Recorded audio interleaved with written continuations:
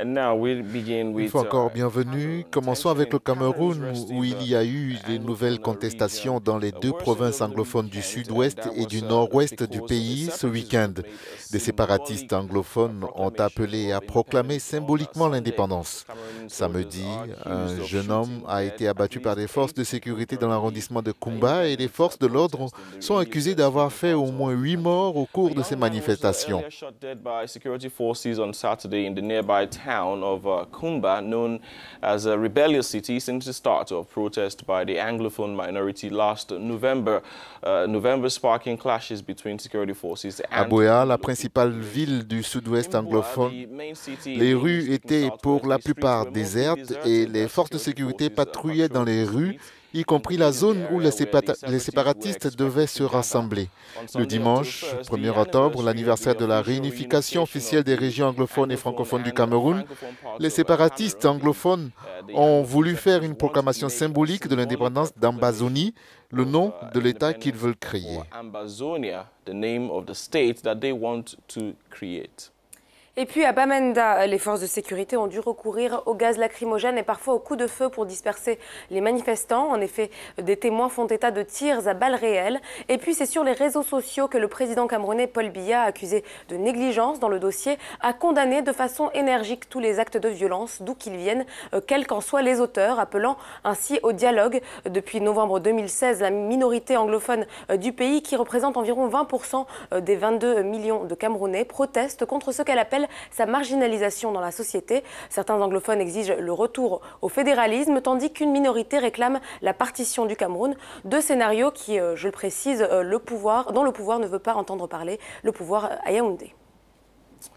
Lambert Ngouafo est notre correspondant au Cameroun. Il se trouve à Buea, la capitale de la région sud-ouest du Cameroun.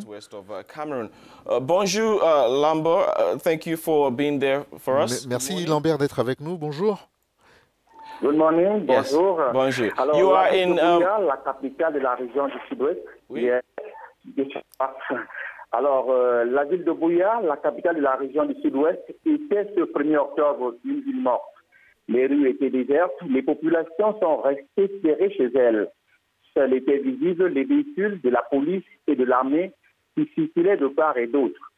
À Buea Town, le quartier administratif, l'on pouvait apercevoir un fort déploiement de l'armée, car c'est précisément dans ce quartier que les sécessionnistes envisageaient d'hisser leur drapeau le 1er octobre. Il faut dire que dans la matinée, tout était calme. Mais en milieu de journée, l'on a assisté à des affrontements entre les manifestants et la police. Par exemple, du côté de Moutenguene, près de 400 manifestants qui se rendaient au centre de Buea ont été dispersés par la police à coups de jets de gaz lacrymogène. Dans certains quartiers de Buea, comme par exemple Bongo Square, il y a eu des échauffourées entre la police et les manifestants. L'on a également signalé des manifestations à Kumba, à Manfé, à Ekondotiti, dans la région du sud-ouest.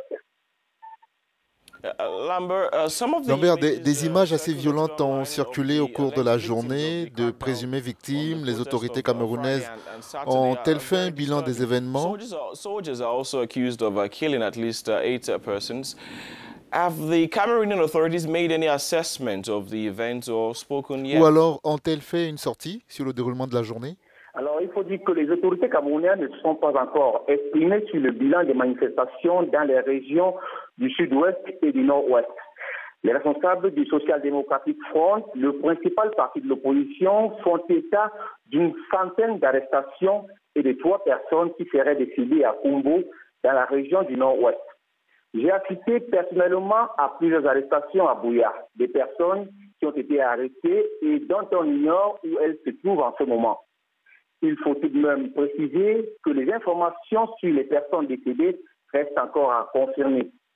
Le gouvernement camerounais ne s'est pas exprimé sur ces événements.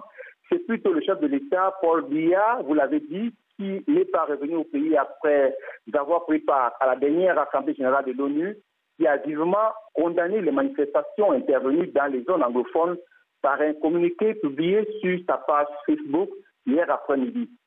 Il y a également certains responsables du parti au pouvoir qui ont organisé dans les villes de Douala et Yaoundé des manifestations pour dire non au fédéralisme et à la partition du pays. Pour finir, Lambert, vous êtes depuis quelques jours dans la ville de Buea.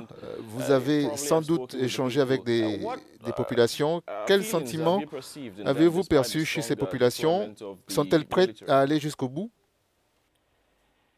Alors, j'ai parcouru quelques quartiers de Buea ces derniers jours. Le constat que l'on peut faire, c'est que les populations sont divisées sur la question du fédéralisme et de la sécession.